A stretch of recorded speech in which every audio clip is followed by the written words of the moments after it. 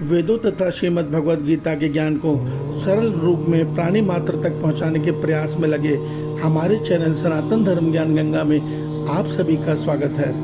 मेरे प्यारे कृष्ण भक्तों, आप सभी को जय श्री कृष्णा।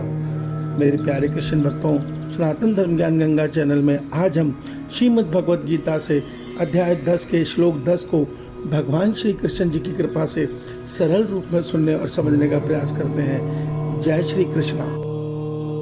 तेषां सततयुक्तानां भजतां प्रीतिपूर्वकं ददामि बुद्धियोगं तं येन मामुपयान्ति ते। मेरे प्यारे कृष्ण भक्तों, श्रीमद् भगवद गीता के अध्याय 10 के श्लोक 10 में भगवान श्री कृष्ण जी अर्जुन के माध्यम से हम सब मनुष्य को यह सत्य बता रहे हैं कि हे अर्जुन, निरंतर मेरे ध्यान आदि में लगे हुए प्रेम पूर्वक भजने वाले भक्तों को मैं तत्व ज्ञान रूप योग देता हूँ, जिससे वो मुझको ही प्राप्त हो जाते हैं। मेरे प्यारे कृष्ण भक्तों, आइए आज के इस अध्याय 10 के 10 को हम भगवान श्री कृष्ण जी की कृपा से सरल रूप में सुनने और समझने का प्रयास करते हैं। जय श्री कृष्णा। मेरे प्यारे कृष्ण भक्तों, श्रीमद् भगवद गीता के अध्याय 10 के श्लोक 10 को सरल रूप में सुनने और समझने के लिए आप श्रीमद् भगवद गीता के अध्याय 10 के श्लोक 8 और 9 को भी पहले समझिए।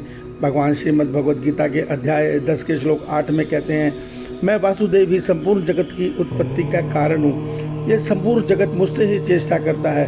इस प्रकार मुझको परमात्मा समझकर जो भक्त मेरी शरण में आकर मेरी भक्ति करता है, निरंतर मुझे भजता है, वह बुद्धिमान है। इसके अगले श्लोक में भगवान हमें यह सत्य बताते हैं कि वही भक्त निरंतर मुझ में मन लगाने वाला, मुझ में ही प्राणों को अर्पण करने वाला, मेरी ही भक्ति की चर्चा जो भी भक्त मिलता है उनसे करता है, और जो मेरी चर्चा करते हैं उनसे उसको प्रेम पूर्वक सुनता है, ऐसा भक्त निरंतर मुझ वासुदेव में ही रमन करता है। उससे आगे अध्याय 10 के श्लोक 10 में भगवान कहते हैं, ऐसा भक्त जो निरंतर मेरी चर्चा कर रहा है, निरंतर मेरे ही बारे में सोच रहा था, तो उसका मन मुझ में ही स्थित है। ऐसे निरंतर मेरे ध्यान आदि में लगे हुए भक्त जो प्रेम पूर्वक मुझसे संसार का कोई सुख नहीं चाहते, वो केवल मुझसे अपना प्रेम पूर्वक भक्ति चाहते हैं। उनको ना तो मोक्ष की इच्छा होती है, ना उनको ये इच्छा होती है कि हम परम धाम में जाके परमात्मा से मिले।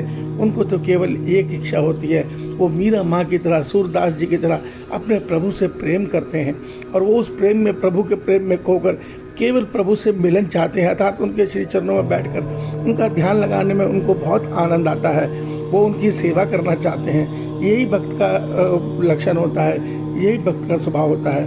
भगवान कहते हैं, ऐसे भक्तों को मैं तत्व ज्ञान रूप योग देता हूँ, जिस तत्व ज्ञान से वो मुझको प्राप्त हो जाते हैं।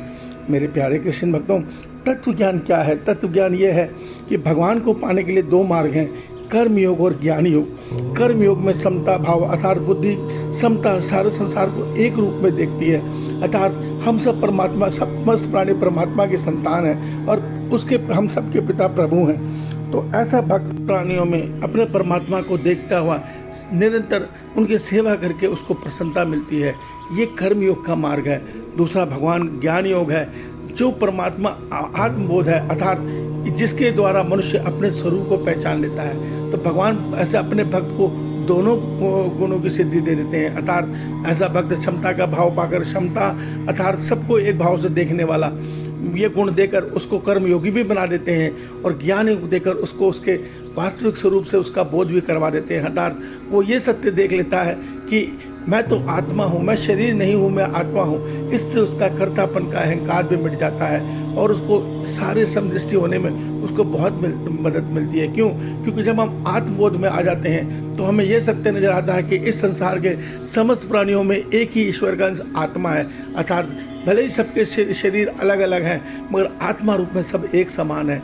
तो वो अपने ईश्वर को सबके भीतर हृदय में देखता हुआ सबकी सेवा भाव में लगता है। इसी को कहते हैं तत्व ज्ञान। जब दोनों गुणों से, दोनों मार्गों से सिद्धि हो जाती है, कर्म योग में भी और ज्ञान योग में भी, तो भक्त को परमात्मा को पाने का रास्ता अपने भीतर से ही प्राप्त हो जाता है। भगवान कहते हैं, उस तत्व ज्ञान से वो भक्त मुझे आसानी से प्राप्त कर लेता है। तो मेरे प्यारे कृष्ण भक्तों, 3 श्लोकों में भगवान ने स्वयं से मिलने का उपाय बता दिया। पहले में भगवान ने कहा कि पहले तो ये समझ लो कि एक परमात्मा अर्थात मेरे अतिरिक्त किसी अन्य की कोई सत्ता नहीं है। चाहे मुझे निर्गुण रूप में भजते हो तो ओम रूप में भजो, और अगर तुम मेरे सघन स्वरूप में भजते हो तो मैं धरती पर हर युग में अवतरित होता हूँ, श्री राम रूप में अवतरित होता हूँ, श्री कृष्ण जी रूप में अवतरित होता हूँ। संशय मत करो, लोगों की बातों में मत आओ, मत भ्रमित हो, अब मेरे चरणों मेरे श्री चरणों में समर्पण कर दो। सब कुछ मैं हूँ ये मानकर मेरी भक्ति करो, नित्य मेरी चर्चा करो, नित्य मेरे भक्ति करो, मेरा भजन सुनो, हर समय अपने मन को मुझ में लगाने का प्रयास करो। शरीर से कर्तव्य कर्म करो। कर्तव्य कर्म क्या है? प्राणी मात्र की सेवा। तुम्हारा कल्याण निश्चित हो जाएगा। मैं तुम्हें तत्व ज्ञान दूंगा, क्योंकि ऐसे भक्त की जिम्मेदारी भगवान की हो जाती है। और एक सत्य समझिए, जो 84 लाख योनियों का भरण पोषण करने वाले ईश्वर हैं, क्या जब हम उनके भक्त बन जाएंगे, उनकी श्री चरणों में जाएंगे, तो वो हमारी जरूरतें पूरी नहीं करेंगे, वो आसानी से करेंगे। और इतनी जरूरतें पूरी कर देंगे कि हम जीते जी तो आनंद में रहेंगे ही, मरने के बाद भी युगों युगों तक हमें याद किया जाएगा, सूरदास जी की तरह, नानक देव जी की तरह, भक्त प्रहलाद की तरह, मीरा माँ की तरह। इस सत्य को समझिए और माया के बंधन से निकलने का प्रयास कीजिए। संसार के सुखों को नहीं, परमात्मा के आनंद के पीछे भागिए। इस सत्य को समझिए। ईश्वर अब सबका कल्याण करें। आपका दिन शुभ हो।